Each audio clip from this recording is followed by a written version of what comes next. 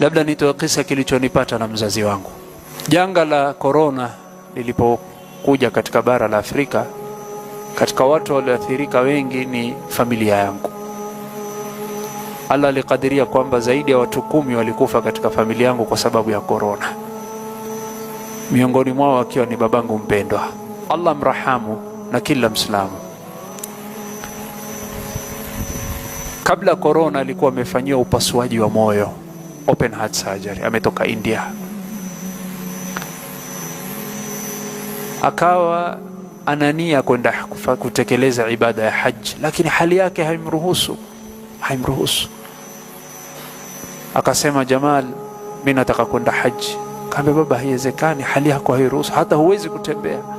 Na mmoja mtu akipasuliwa open heart surgery, hata kutembea, kupumua ni shida. Kaambia, haiwezekani, umekatwa, mapafu yamevunjwa, umefunguliwa, moyo ukatolewa, ukafanywa mambo, haiwezekani baba. Kaambia, huwezi hata kutembea.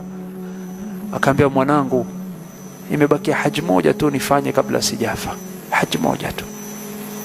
Kaambia, baba, hali yako hairuhusu. Nikifikiria kwamba na muda atapata nguvu kisha ataenda kutekeleza ibada ya hija, haikuwa.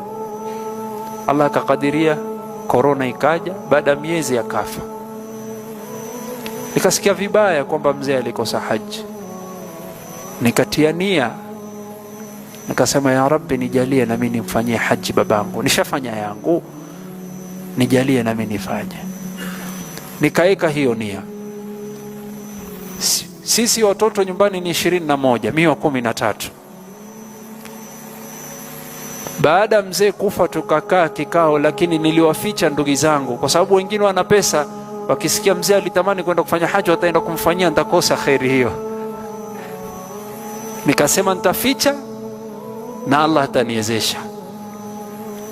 Ikapita miaka 3 sijaenda haji. Nikajiuliza, je, ingekuwa bora kama ningekuwa niliwaeleza wenzangu baba alitamani haji, kwa sababu angekuwa shafanyiwa, mimi miaka 3 sijafanya.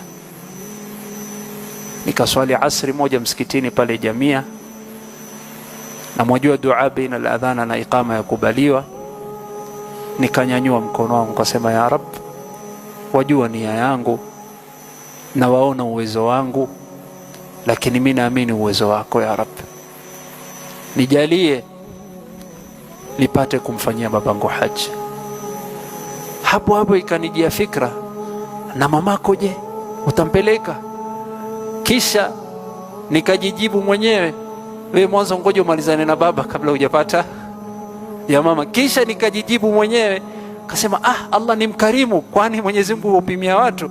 Nikasema, ya Rabbi, nijalie pia nimpeleke mamangu, twende pamoja, nimshike mkono na haji huku namfanyia babangu na mamangu yuko na mimi, kwani wewe ni mweza. Adhan ya asr kaswali raka 2 ya sunna, nikamlilia Allah, ya Rabbi nijalie. Wallahi baada swala haikuchukua dakika 5 napigiwa simu na mtu, na huyo mtu sina mazoea naye,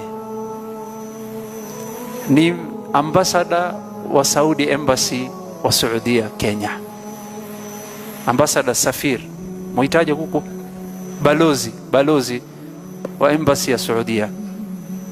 Akaniambia, Jamal, mimi nishamaliza muda wangu, na tumemaliza kwa sababu wanaruhusiwa kukaa miaka 3 wanaenda zao. Na yeye ni mtu wa Madina na watu wa Madina ni wazuri, tukawa tuna uhusiano mzuri. Akaniambia, mimi nimemaliza awamu yangu, sasa napelekwa nchi nyingine, Canada mawapi, lakini kuna fursa za haji zimekuja, naomba nikupe. Nikamwambia, wallahi sasa hivi nilikuwa naomba kabla dakika 5. Akaambia, nimekupa, ulikuwa unatakia? Nikamwambia, najitakia mwenyewe nifanye baba, lakini mimi nishafanya na mama. Anambia, yote nishakupa. Nikaenda, sikutoa hata shilingi. Ihram yangu nikaletewa Nairobi. Tukaenda ghafla, sisi wageni wa nani? Wageni wa mfalme Malik Salman. Kule hata huruhusiwi kukanyaga chini, wabebwa hivi. Tukahudumiwa khidma ya ajabu. Allah kaniitikia, nikamfanyia babangu haji, na huku nimemshika mamangu mkono. Kwa nini naeleza haya? Naeleza kuambia kwamba ikiwa utaka kumfanyia mzazi wako kitu na hauna uwezo, tia nia kwamba siku Allah akinipa uwezo nitamfanyia, na mwenye kupanga ni Allah. Umetamani kumjengea msikiti babako na mamako, tia nia, Allah atakuwezesha.